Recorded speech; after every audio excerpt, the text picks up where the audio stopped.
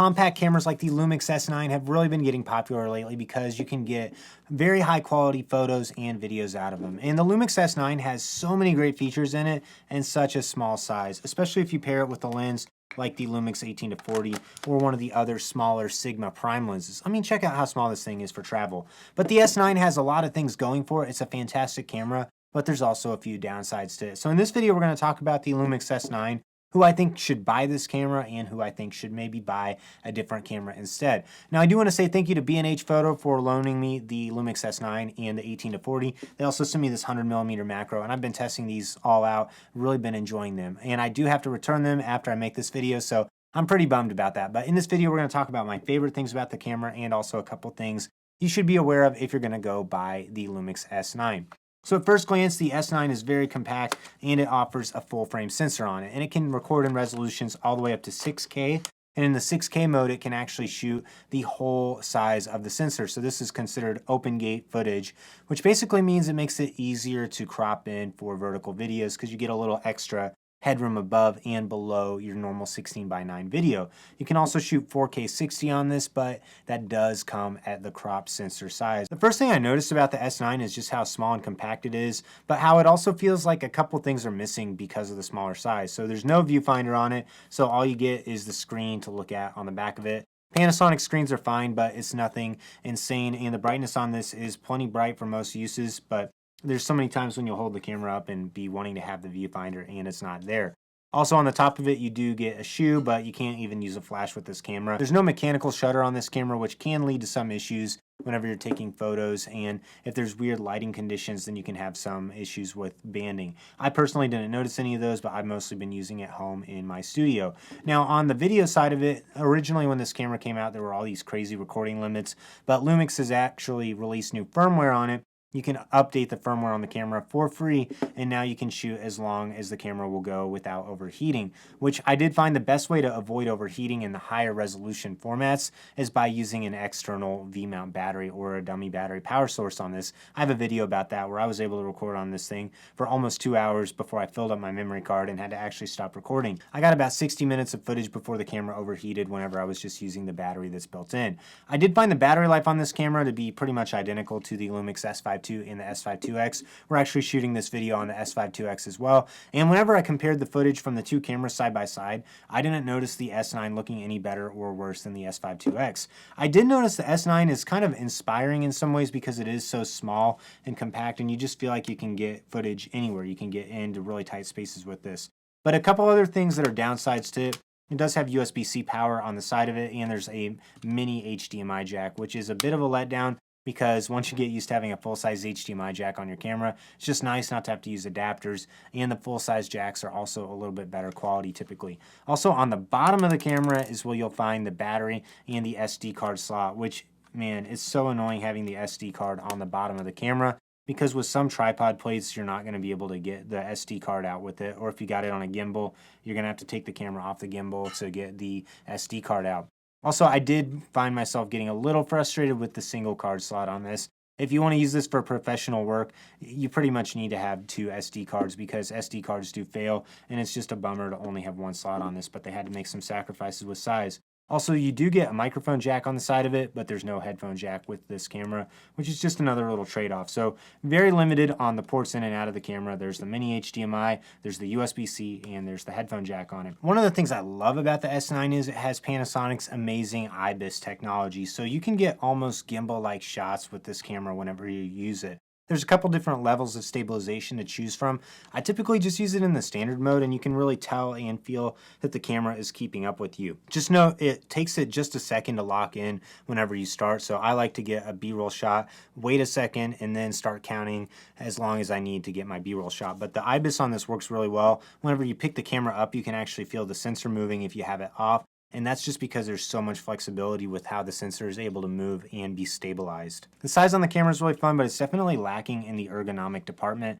I just never really knew where to hold it exactly, how to put my hand on it. You really need to buy one of the grip extenders by Sure or Small Rig if you want to get optimal performance out of this, which does bulk it up a little bit, but they also have an Arca plate on the bottom, which is really handy. for attaching it to a ton of different video gear and just making it a little bit more riggable. A couple other drawbacks to this: there's less buttons and knobs on this than there are with cameras like the S5 II that have dedicated white balance and ISO buttons, and there's actually one less knob on this than your typical full frame camera, which typically you get a knob for your thumb to go on and you just have the knob on the front. So if you want to change your shutter speed and your ISO, you typically have to hit the ISO button and then move that to change the ISO. If you want to change your shutter speed, you can either program it to the front or you can also make it on the back knob as well. You can also change your aperture with either of those depending on how you got the camera set up.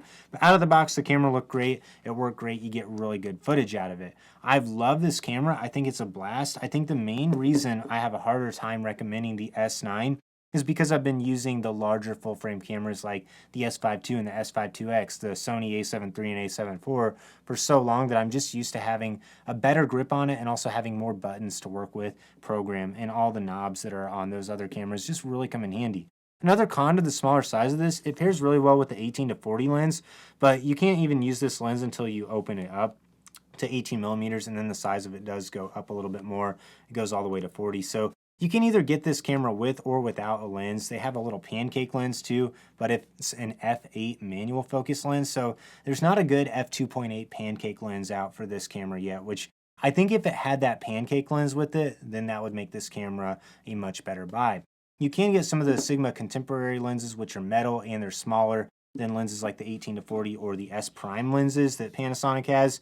But again, they're just not going to be made exactly for this smaller camera, and I just wish they had one that just barely stuck out the front of it, because I think that would give you the ultimate minimal camera rig for travel. Also, we've been talking about ergonomics a lot with this camera. I feel like that's the biggest drawback to it. If you use any of the S Prime lenses, which are all fantastic, then you're going to find that the camera just really gets out of balance because the lens is so much bigger than the body. So you almost have to have that grip on this camera if you want to shoot with one of the S Primes, in my opinion. I feel like I've been dogging on the S9, so let's go back to some of the positives of this camera, because there really are a lot of things to love about it. The video quality is amazing. The autofocus on it works pretty well. I found that the face autofocus works great on this camera. Also, you can record in 422 10-bit in 4K, which is a fantastic thing to have in a camera like this, because you get a higher bit rate than some of those older cameras. Think like the Sony a7 III. So you're going to have really good color performance out of this camera. Also, the big feature that Panasonic was really billing with this camera is the real-time LUT feature, which is cool because you can actually bake in all these really neat picture profiles. You can download an app from Panasonic, load other profiles that your favorite creators have made. So you can get some really good cinematic looking footage right out of the box with this. And you can turn that off or on with the LUT button. I personally reprogrammed the LUT button to do something else because I just didn't find it super necessary to change the LUT on the camera. But the LUT is kind of like a baked in filter. So think like an Instagram filter or something like that you can put on the camera as you're shooting it, just to make your post-production workflow a little bit faster. The battery life on this camera was also right in line with any of the other Panasonic cameras I've shot on. I was able to record for around an hour before the camera started overheating in the 6K mode, and the battery still had about 2 bars left. So you're going to get a decent amount of battery life out of this. I really recommend the small rig BLK22 batteries that have the USB-C jack on the side of them, because those are very easy to recharge. You actually don't get a battery charger in the box with this. You have to just recharge it in the cameras. The Lumix S9 pricing can be all over the place depending on what bundled lens options you pick. I really prefer the 18-40 to the 20-60 if you're going to buy this camera. I think the 20-60 is a better lens than the 18-40, and I have a video coming out about those lenses as well. But the 18-40 just fits a little bit better on this camera and balances a little bit better. But I think most people should buy the S9 and then get something like the Sigma 45mm lens, because that one's going to fit really great on it, or some of the other Sigma lenses that are the smaller size. The S Prime lenses like the 100mm all work great. They have really good autofocus, work fantastic, but I just don't think that these are the best balanced lenses for the Lumix S9. Really, if you're going to get the Lumix S9, I think you need to be buying this camera because you want the smaller size and you want a way to step up from phone video quality or something like the Osmo Pocket 3, and you just want something with a really great full frame look to it, because this camera delivers incredible image quality. It works fantastic for most people. But if you want to have some of the more professional features like more buttons, dials, and knobs, if you want built-in fans on your camera, then you need to get something like the Lumix S5 II or S5 IIX. Those cameras can run for hours and never overheat. because of the built-in fans. So to me, buy the S9 if you just want a nice compact content creating camera. If you want to record for a longer amount of time in those higher video quality modes, you're going to need to consider using an external power source. That way you can move some of the heat out of the camera off into a battery. And again, most of my testing has been done in a studio climate controlled environment at about 70 degrees. So take that for what it's worth as well. Depending on your setup and where you're recording, you may have more overheating issues with this camera. You may have issues with the camera wanting to stop on you while you're recording if you're shooting a lot in outside warmer weather. Make sure you look up some of the other overheating tests on YouTube as well, because there's some other creators who have really put the S9 through its paces. But if you're looking for a great compact full frame camera, I have no problem recommending the Lumix S9. I just think as soon as you get this camera and you start to appreciate the great quality out of it and the features, you might wish you bought the Lumix S5 II or the S5 IIX instead, because those cameras are really the bigger brother to this one with all the professional features this is missing.